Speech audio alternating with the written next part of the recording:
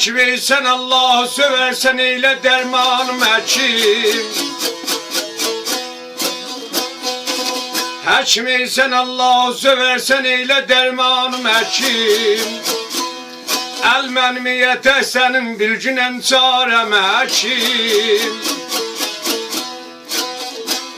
Gecə gündüz ey dərd əlindən dadı fəryad edirəm.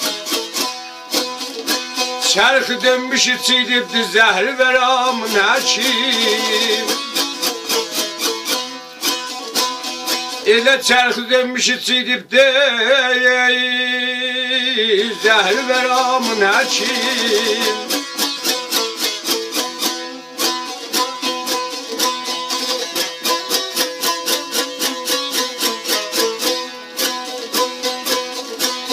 Elə gecə gündüz ey dərd əlindən məndə yoldum biçərə. Axdı eylə gözüm yaşı döndü bəhri ummana.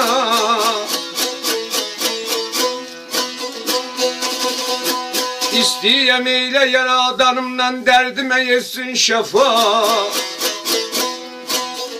Arasdır əvlatın loğman bilmədi çarəm həkim. Elə arasdır evlatın loğmanı bilmədi çarəm həkim.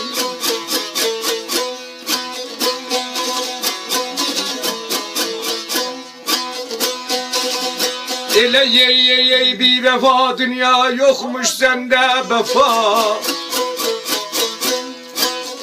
Olmuşam ey qəm yükünün başısı çəkərəm zuri cəfa. İstəyəm ey yaradanımdan dərdimə versin şəfa. Aydın eylə vətənimdən saldın aralı həkim. Elə aydın ey vətənimdən saldın aralı həkim.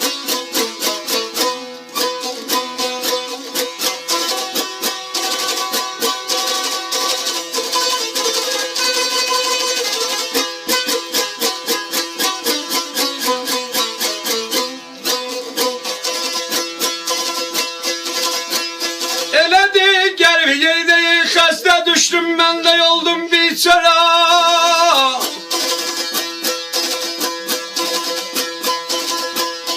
Baba doldu ecel piyavlası, ölüm oldu yaşaraya.